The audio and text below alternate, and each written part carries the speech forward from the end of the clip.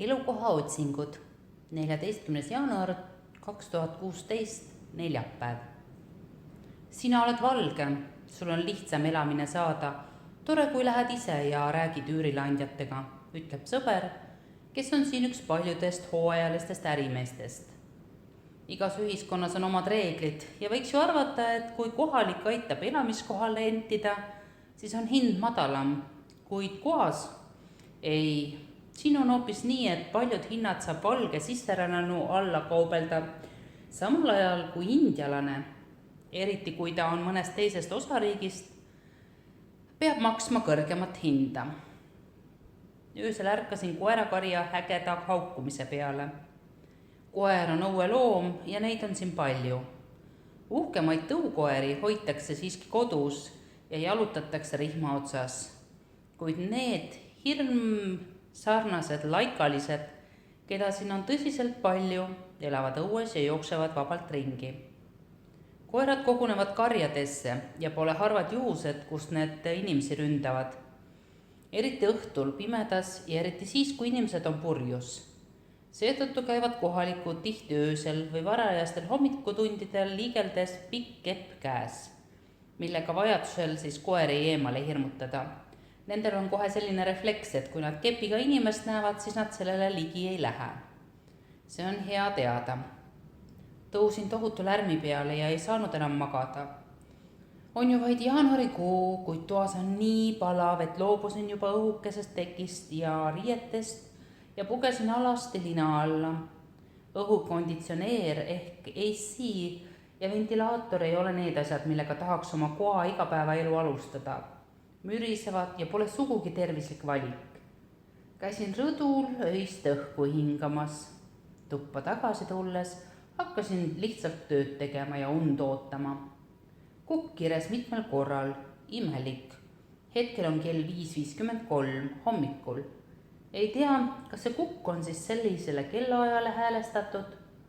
Kirikukellad, kaugemalt kostub veel mitu kirejat ja elu algab.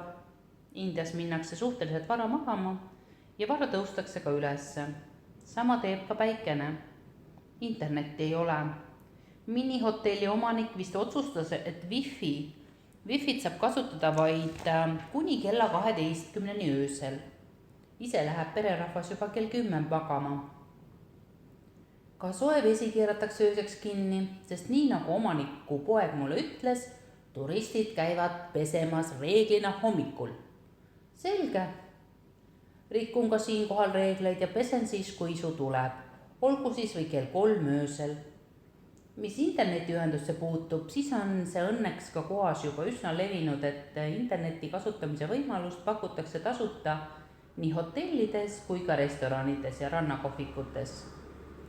Veel mõned aastad tagasi toimisid vaid aeglase netiga pisikesed netikontorid, kus sai siis raha eest teatud ajaarvutis internetti kasutada. Ja see oli väga aeglane ja tõsiselt jube. Indias peab olema valmis erinevateks üllatusteks ja muu hulgas ka selleks, et mingid teenused on kellaajaliselt piiratud. Näiteks pean ma asjaajamisi siin korraldama hommikutundidel ja siis peale lõunat arvestades, mis kell asutused avatud on. Tihti käivad töötajad lõuna ajal kodus lõunatamas ja puhkamas, nii et keskpäeva peale asjaajamisi jätta ei saa. Ka õhtul on eelkõige avatud toitlustuskohad, mitte ametiasutused ja aktiveerub tänavakaubandus. Magan veel natuke, sest varsti on niikuinii aeg tõusta ja hakata elukohta otsima. See ei saa kerge olema. Jaht algas hommikul ja kestis õhtuni välja. Käisin ühe tuttavaga ühes kohas, teise tuttavaga teises kohas korterit vaatamas. Üks tuktuki juht, kellega käisin korterit vaatamas, küsis siis, kui kahekesi jäime, et kas otsin korterit. Vastasin, et jah, et mis tal pakkuda on. Ta viis mind ringiga minu enese tuttava Sunili juurde, kelle juurde pidin nagunii õhtul minema. Koha on ju nii väike küla, kus paljud tunnevad paljusid. Siis käisin vaatamas Portugali maja, mille üüriks küsiti mul 25 000 ruupiat kuus, kuid mis olevat just 5 aastaks ühe inglise pere poolt ära reserveeritud. no ongi kena, sest maja seisukord ei olnud sugugi hea ja maja oli liiklusrohke tänava ääres. Ma ei tea üldse, miks nad mulle seda näitasid. Koha vanad Portugali majad on välimuselt ilusad. Sisemus on aga minu arust väga ebapraktiline ja ühtegi tõsiselt korralikku maja ei ole mul õnnestunud tõsiselt korralikku majja ei ole mul õnnestunud siseneda. Enamasti on need asju täis ja korratud. Ütleks isegi, et räpased. Siin on paar pilte, aga neid ma ju ei saa teile näidata. Imelik on see, et enamus kohalikud ei investeeri ei sekunditki ega rääkimata rahast, et oma üüripinna natukenegi ilusamaks teha. No värviks siis natukene. Ei. Portugali majad on külmad, kõledad, koledasti ja minimalistlikult mööbleeritud. Sõbranna Austriast kulutab alati rendimaja koristamiseks ja disainimiseks vähemalt kuu aega iga hooaja alguses. Kuid tulemus on fantastiline, tal on väga hea maitse. Oleks ometi kohalikel oskus selliseid inimesi palgata, kes nende kodudest ilusad, praktilised ja hubased kodukesed teeks. Samas, kui nad niimoodi õnnelikud on, siis muutuma midagi ju ei pea. On hommik. Kiman Ali kauplusesse, kus pidin kohtuma ühe vahendajaga. Küsin Alilt, et kui me leppisime kokku, et su rush tuleb kell 11, mis keelda ta siis oodata nagu võiks. Vastuseks kõlas, et nagu ikka India aja järgi 10 minutit läbi või pool 12 või 12 või natuke hiljem. Ma täpsustan, meie kokkulepe oli kell 11. Ei, valime helistada ja kohtumist meelde tuletada. Selgub, et noormees oli kokkuleppe unustanud ja tuleb umbes 30 minuti pärast. Ali ütleb, helistasin just Michelle'ile, ta tahab sinuga otse rääkida. Ise muigab, sain aru. Nimelt oli Michelle mures, et Ali ehk võtab minult kui turistilt komisjoni tasu ja sellega seoses tõuseb korteri hind selliselt, et ma ei tahagi korterit. Helistasime siis koos Aliga uuesti Michelle'ile. Mulle ei meeldi Indias telefoniga rääkida, sest mul lihtsalt puudub sellele spetsiaalsele kanalile häälestumise oskus, nii nagu see on olemas kohalikel. Olen harjunud vaikusega enese ja telefonikõne vastuvõtja ümber. Seetõttu ei suuda ma India tavamüüras üldse aru saada, mis minuga räägitakse. Lepime kokku aja korteri vaatamiseks. Loomulikult ma tean, et esmalt tuleb ütelda, et eelarve on väiksem kui tegelikult ja kui korter meeldib, ei tasu näidata, et see väga meeldib, kuid olen juba nii väsinud sellest kauplemisest, et ütlen suht ikka sellise hinna, mille eest olen nõus korteri üürima ja jätan juba üürileandja valida, kas ta siis tahab sellist raha või ei taha. Ei viitsi veiderdama hakata, kuigi eks kauplemine on Indias ikka kohustuslik osa äritehingutest ja järgides viisakalt kohalikke tavasid tuleb kaubelda. Michelle näitas suures majas hea planeeringuga ühe magamistoaga korterit, mille seintelt langes krohvi ja mille olukord oli kergelt öeldes hull. Sellise korteri eest küsiti pikemaajalise rendi puhul 1000 ruupiat päevas ja päevakaupa rentides lausa 2000 ruupiat.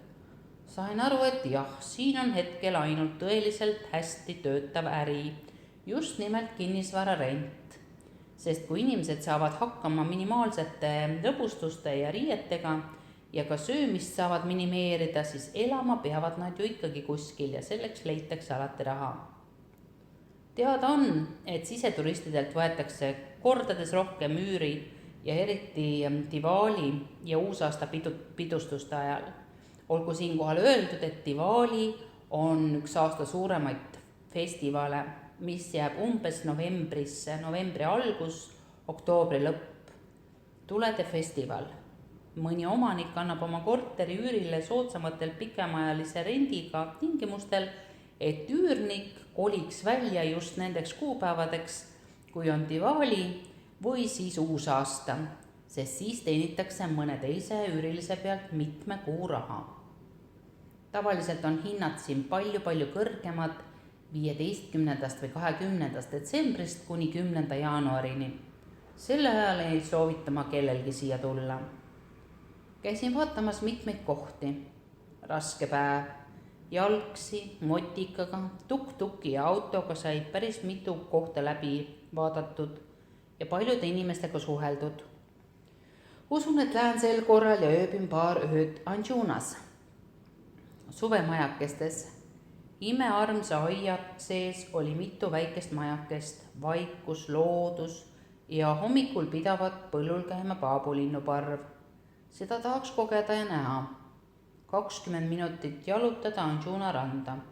Ahvatlev vaheldus. Sunil pakkus. Õhtu. Istun Ali poes ja vaatan ehteid. Räägime sellest, millist talismani ma endale tulevikus soovin tellida. Siseneb parajas lõbusas joobes abielupaar Moskvast. Mees valab mu üle komplimentidega samal ajal, kui naine teeb Aliga sama teises ruumis. Nalja kui palju. Sa oled Eestist? Ma olen Moskvast. Me peaksime siis vaenlased olema või mis? Küsib uudistava pilguga meesterahvas naeratuse saatel ja ulatab mulle tervituseks käe. Mina olen Oleg. Ma usun, et kõik on inimesed. Venemaa ei ole kedagi kunagi hätta jätnud. Me juba oleme sellised. Teisest toast tuleb mehe proua ja hakkab minuga vestlema. Ta räägib sellest, kuidas tema usub, et igal pool on ainult head inimesed. No ma siis räägin talle loo ühest targast vanamehest, kes elas mäe otsas. Nimelt sattus tema hüti juurde kord üks rändur, kes küsis vanalt mehelt, millised inimesed seal teisel pool mäge asuvas linnas elavad. Vanamees küsis vastu, no millised on inimesed sinu külas, kus kohas sina tuled? Rändur vastab, oih, minu külas on kurjad, kadedad ja õelad inimesed, kellega küll elada ei kannata. Seepeale vanamees vastab, seal allkülas on täpselt samasugused, seega ei tasu sinna minna.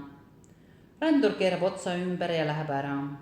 Järgmisel päeval satub vanamehe hüti juurde järgmine rändur ja küsib, millised inimesed on seal orus asuvas linnas? Vanamees küsib vastu, millised on inimesed selles külas, kus kohast sina tuled? Rändur vastab, minu külas on head inimesed, nad on lahked, abivalmis ja toetavad. Vanamees vastab, seal all külas on täpselt samasugused, nii et astu aga julgelt edasi. Proua suudleb mu käsi ja vadistab, et ma vastasin täpselt tema küsimusele. Lahkusime sõbralikult kallistades.